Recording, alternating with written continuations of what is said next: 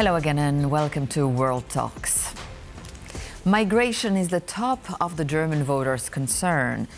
But the German streets voice strong discontent with politicians handling this matter. Around 250,000 demonstrators took to the streets of Munich to protest against right-wing extremism and to voice strong opposition to the far-right Alternative for Germany AfD, which has gained support in recent polling, and its parliamentary collaboration with the mainstream conservative Christian Democrats, CDU-CSU, the party likely to top the polls on election day.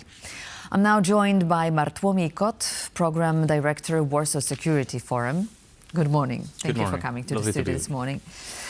So the Friedrich Merz's gambit was a risky strategy, but apparently migration is not an easy topic to navigate politically in Germany. Indeed, and especially when you are actually a candidate for becoming a chancellor from the party that was governed by Angela Merkel, and of course a lot of negative thoughts right now about the leadership, about how the migration issue was governed, and they are also targeted against Angela Merkel's times and her chancellorship, and of course even Angela Merkel recently actually criticized Merz for changing this policy, for opening to support from AfD in the Bundestag that happened during the voting. But the truth is, when you look at Merz right now, he understands that the migration issue has to be tackled that way or another, and he certainly has a more aggressive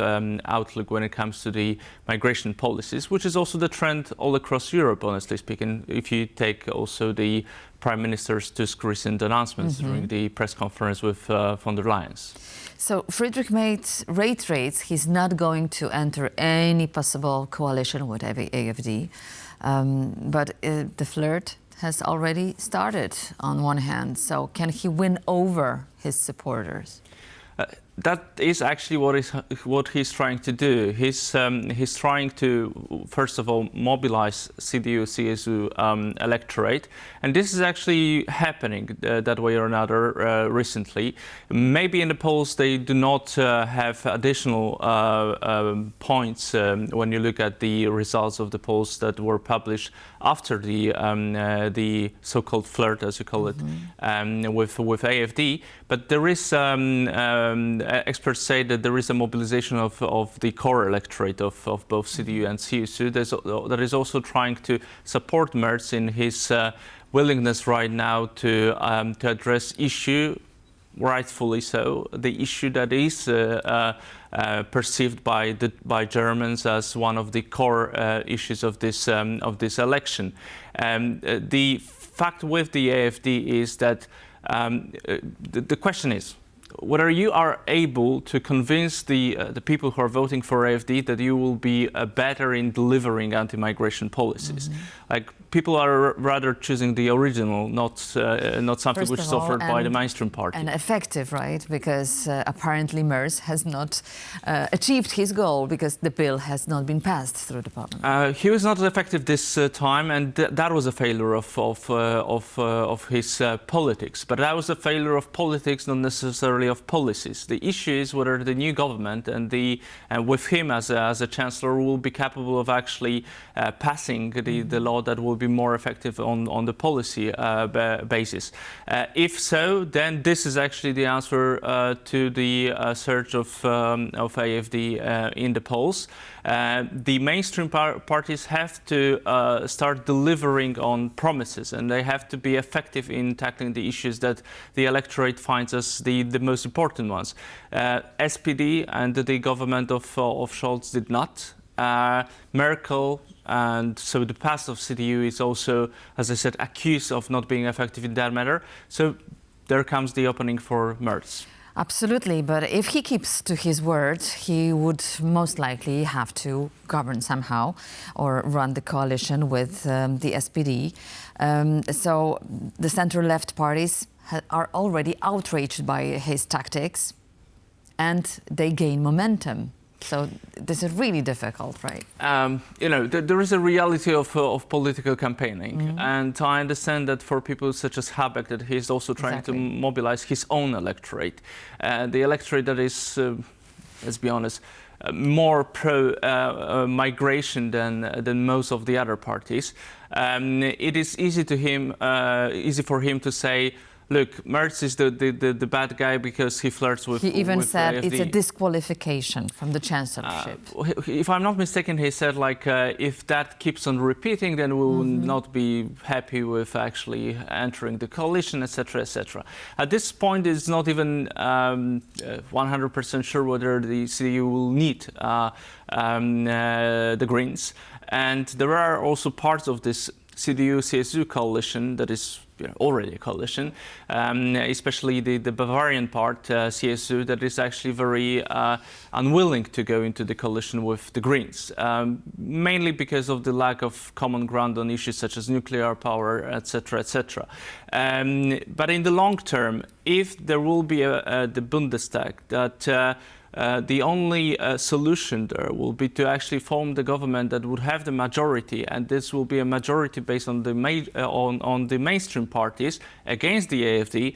I'm fairly sure that this coalition will happen because everyone is interested to limit the influence of AfD in the new Bundestag. In the meantime, AfD builds up and gains support, 22%. So what is the potential of them possibly governing in a near future? Well, I don't believe that they will win these elections. I feel that they're actually reaching the psychological barrier right now, after which you cannot even say that you are not a mainstream party anymore.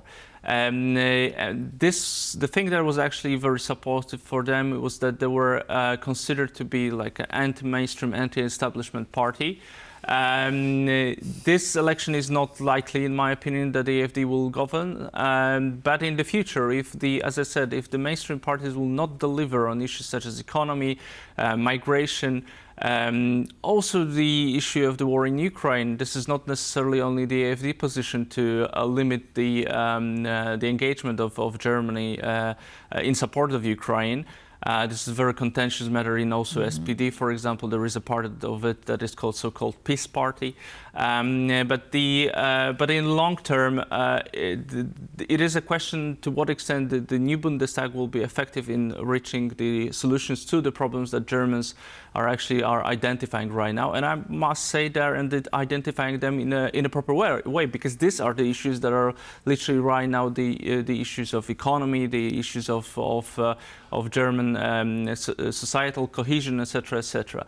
The question is to what extent the mainstream parties are capable in reaching the solution to these issues. I think also that the mainstream parties can have a side effect by showing how ineffective they are actually trying to build up a coalition. This is also the case. Yeah. Exactly, and they truly empower the AfD right now, right? This may also be the case, and probably this is one of the biggest mistakes that they could actually make. That's why I'm saying that if there is a result of this election that will certainly put CDU at the top, and there will be a necessity of forming a coalition. The question is, of course, how many political parties there will be in the Bundestag. Upon this, a lot will depend what kind of a coalition forming process there will be. Certainly, CDU plus the SPD is something which is the most possible right now. The question is about the third party, whether it will be needed, and whether that will be actually the Greens or maybe the Liberals, depending on their result. But another option is, of course, the minority government of CDU, which is very unlikely to happen in Germany. It's not very common to happen in Germany. And this will not necessarily be a good way of limiting AfD, because I imagine that at some point where the anti-migration policies will be actually at the table, AfD might be also willing to flirt with such a government. So the politics unfold in a dramatic and fascinating way in Germany right now. But what about the streets themselves? I mean, politics is one thing, and the public sentiment is another. So what is actually happening in Germany? Who is really taking the top of the agenda? Well, there's a lot of people actually right now in the streets. The rallies that happened in Munich are very visible. Hanover as well. I'm referring to Munich because I understand that this is also maybe somehow connected to the MSC that is happening just in a second. I've been frequenting the conference for some time already, and there is always like a huge amount of people around the streets that are trying to protest upon. It's indeed a protest against Trump's policy as well. Indeed. So it has some foreign policy impact, but of course the major platform for these people is the one that is connected to the internal politics of Germany. And this is very much connected to the fact that they believe that AfD should not be even present in the political on the political scene of Germany, because it is anti-establishment party, but it's also anti-systemic party. And for this kind of political parties, there is even like a constitutional blockade that they should never actually participate in German politics. A lot of this is actually, of course, connected to the rather left-wing electorate. Not that many of, I would say, CDU-CSU supporters in these rallies, but in the end, this is also, of course, like the way to show that a certain way of conducting politics is not acceptable. And if Merz will continue to reach out to AfD on some issues, well, he may also become a part of this group that is actually targeted at these rallies, which is not necessarily something which a new future chancellor will be happy to see. Absolutely. So we are now ahead of the elections. They're due in 2 weeks now from today. It's a very sensitive time. What about any pro-Russian instrumentalization of these policies of different parties? Is there also a debate in Germany going on about a possible infiltration or any disinformation on the Russian part?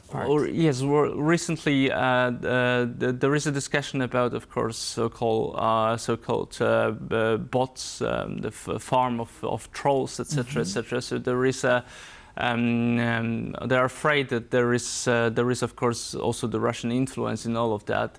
They flagged a couple of websites that were accumulating also the news and painting them in a very anti-establishment way, and put it that way. So it is certainly happening in Germany, as it also did in a lot of other Western European capitals and during the Western European elections. We should also be very aware and look what is happening in Germany because of our elections that are happening, presidential elections that will be happening very soon.